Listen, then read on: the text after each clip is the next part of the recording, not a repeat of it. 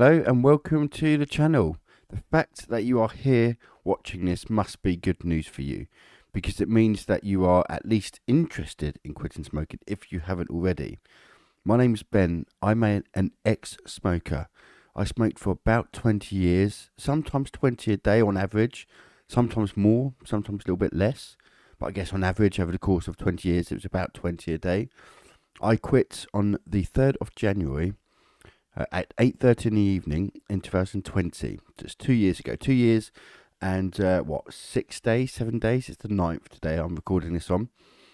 So just over 2 years without a single fag, and I went completely cold turkey. No patches, no spray, no vape, nothing like that, just completely cold turkey. It was...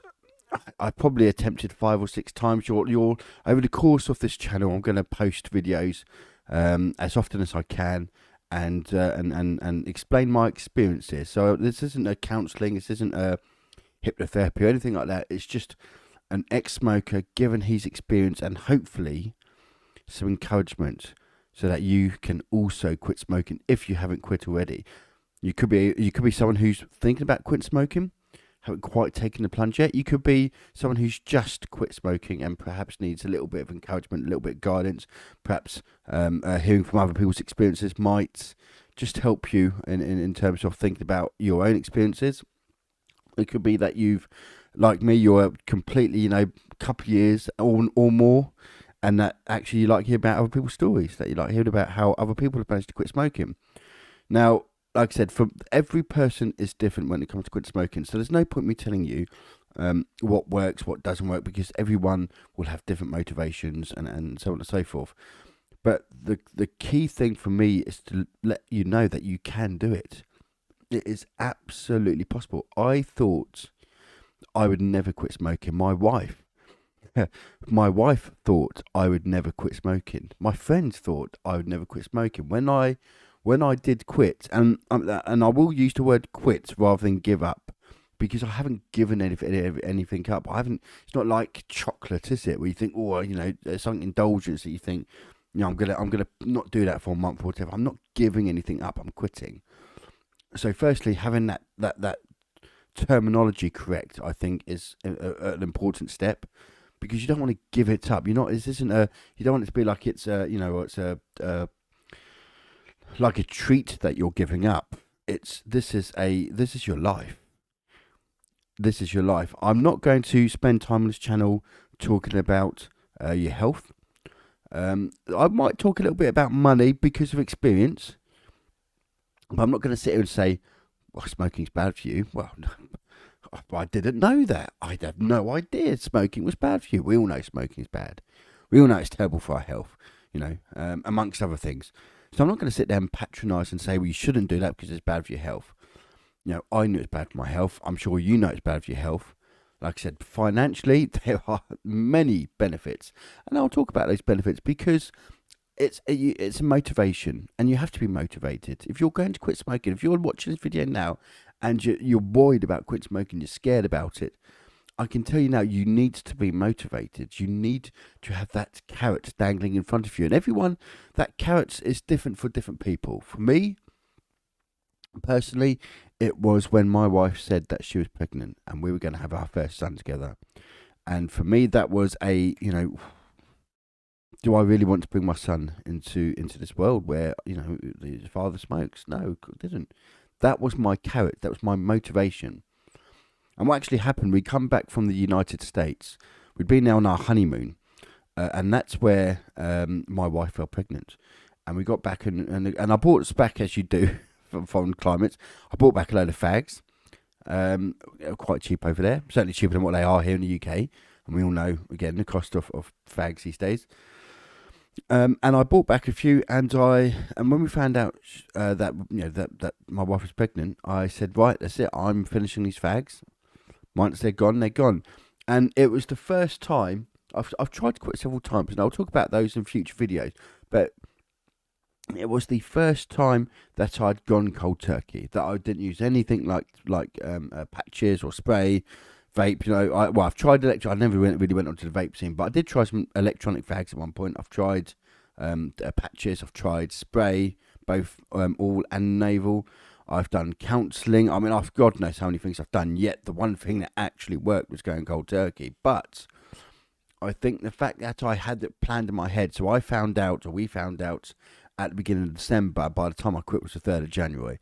I was hoping to quit before the new year, so 2019, back in the 2019, going into 2020. I was hoping to quit slightly before, but my fags, basically what I had from the US, didn't run out until the 3rd of January. But I remember having that last one. I remember stepping outside my back door, because we never smoked in the house. I went outside the back door, had my fag and my drink and whatnot in the evening, 8:30 in the evening, not long out of my dinner, and that was it. That was the last one I've had. Two and a bit years later, and I genuinely, and I mean this, I'm not just saying this for the channel, I genuinely cannot remember what it's like to have one. Now, I'm 34. I've been smoking since I was about, or had been smoking since I was about 12 or 13. I started quite young when I was at secondary school. I'm just stupid at that age, I know. So my entire adult life, I had never not smoked. When I gave up, I was 32. Like I said, I'm now 34. And so the biggest thing, or the biggest obstacles I had to overcome, was the habit. And when I say habit, people think, automatically assume, oh, well, you mean things in your hand. No, that's not your habit. I'll tell you what your habit is. Your habit is the things you do every time you have a cigarette. For example, that first one in the morning, you come down. I mean, everyone's different, but my routine, I would come downstairs, kettle on, or sometimes I'd use our coffee machine, and I'd make a nice fresh cup of coffee, and I'll step outside the back door, because like I said, we didn't smoke in the house. We did, that's one thing we've never done. And I'd have a fag, and I'd have a coffee. That is a habit, because you've been doing that every day for, well, I mean, certainly I wasn't having coffee and a fag every day for 20 years, but the majority of my adult life, certainly as I got into coffee when I was about 18, 19, so certainly from about then, first thing in the morning, coffee, fag, every day. It's not like it's a working thing where you do that 5 days a week. That's 7 days a week, wherever you are. When you go away for a holiday or whatever, coffee, fag, first thing in the morning. Some people might have an orange juice or fag or whatever. But so that is your habit. That is what the habit is. It's not about feeling something in your hands. It's a load of bollocks. It's the things you do every day that you've done every day for years and years and years, and that is the habit. Another habit that I always had. I don't know about you guys and girls, but when you have shower, obviously the steam. If you have a nice hot shower, all your mirrors all get steamed up and everything else, and so on and so forth. And I wasn't one to sort of wipe the steam when I wanted to do my hair or anything after I've had a shower. So I used to, and this was again a habit. I used to have my shower, go downstairs, cup of tea, fag. By the time I'd done that and got back upstairs, bathroom would be clear, the mirrors would be clear, etc., and you could do your hair and so on and so forth. And one thing, things you find differently is once I quit smoking, and I had that shower, and you dry yourself, you got a towel around you. Normally, I'd have towel around me. Normally, I would have put my underwear on and whatnot, and then it would be going downstairs, putting a cup of tea, having a fag. And you think, but what am I supposed to do now? And that is where the habit becomes a problem, or certainly when you quit. And so these are the things that I'm going to talk about over a series of videos in a bit more detail and with my experience, and hopefully you guys and girls will be able to share your experiences as well. I'd love to hear what you think in the comments section about your particular habits and so on. What was your most favourite cigarette of the day? And when I say favourite, I don't mean literally, I got to the point when I did quit, I didn't have a favourite fag, but there was ones that you were more habit than others. There was one, every morning and every evening, for example, might be one after dinner. A lot of people enjoy the sociable one after dinner, and so on and so forth. What was the fag that if you've quit smoking, what's the fag that you miss the most? Because I do miss a fag at certain points of the day. Well, in particular, one point of the day, and that's after my dinner. Again, I'll come on to that on another video, and you'll hear all about that. But what was the one you missed the most? And for those who are thinking about quitting, if you think about all the fags you have throughout the day, what one do you look at and think, that's the one I really find I'm going to struggle with. Let me know what your thoughts in the comments, because I really would like to address those. And so, like I said, this channel is obviously first video for me on this channel, but it's going to be about sharing my experiences, responding to your experiences by leaving your thoughts in the comment section, and hopefully,